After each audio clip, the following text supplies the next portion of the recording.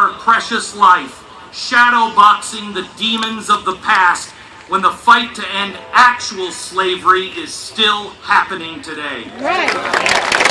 Call it what you want, but those who make your iPad in China, those who make your cute little Mao purses, they are the very people you claim to care so much about. And they are the ones yearning to breathe free. And worse yet, the oldest form of human degradation that has been seen, the sex slave trade. It currently holds in its coils over 2 million children. The biggest source of this evil is on our border in Arizona. I have spoken to lawmakers in Mexico, and they have begged America to please seal the border so we don't sell more children into a sex slave industry.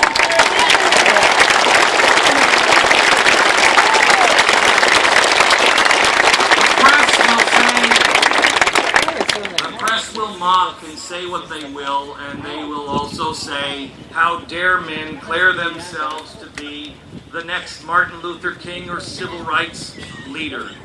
How blind people are to believe that the civil rights movement never ended. The civil rights movement never ends, and it never will. It has been marching on since the beginning of time. Where Martin Luther King started is where Gandhi left off. And where he picked it up, Abraham Lincoln left it off. And before that, it was Whitfield all the way back to Moses. It is never too late.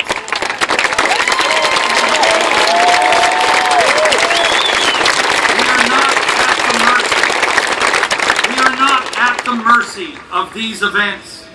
We can change the course of history, and we must. We can stand against the dangerous arc of our country's story today. But we need more people like you, willing to sacrifice their lives, their fortunes, and their sacred honor. People willing to stand up and tell the truth.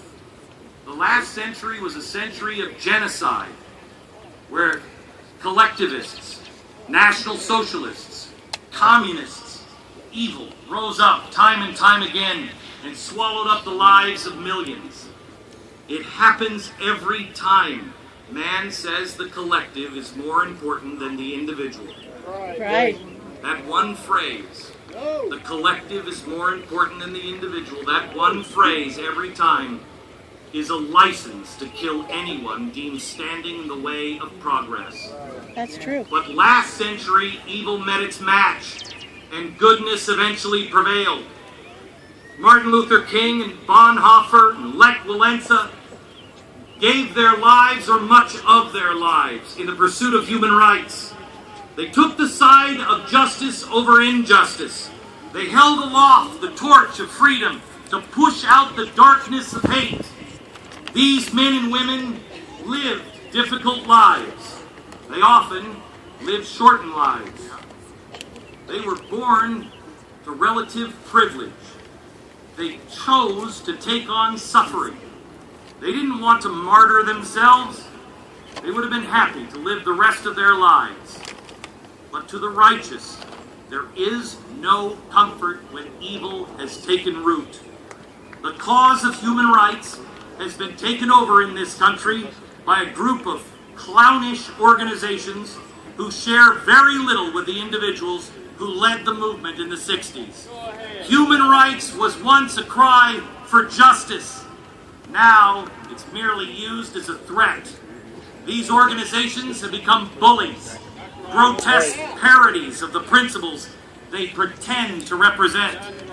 They criticize free nations and spare the unfree. They are nearly comical in their double standards. They are no more the enforcers of civil rights. They are the attack dogs who wish to keep men confined in spaces they design. Whatever moral authority they once had is spent. Their time is up, and we dismiss them.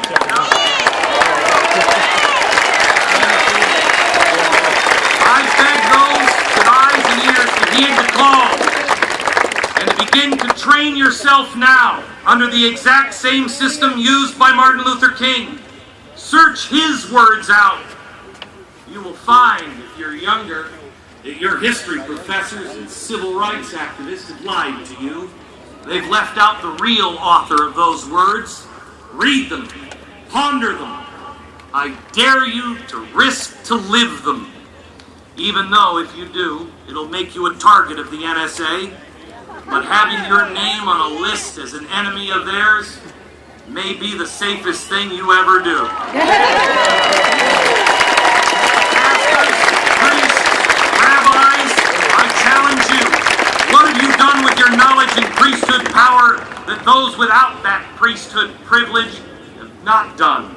If you can't answer that with power every single day, what good are you? Average citizens and college students, I challenge you. Martin Luther King didn't take a class. He didn't get a certificate. He didn't go out and get a bunch of permits. He saw injustice. He studied eternal truths. He exercised discipline and love. And he got off his butt and he marched. If you don't find a leader, it's perhaps that you were destined to be the leader.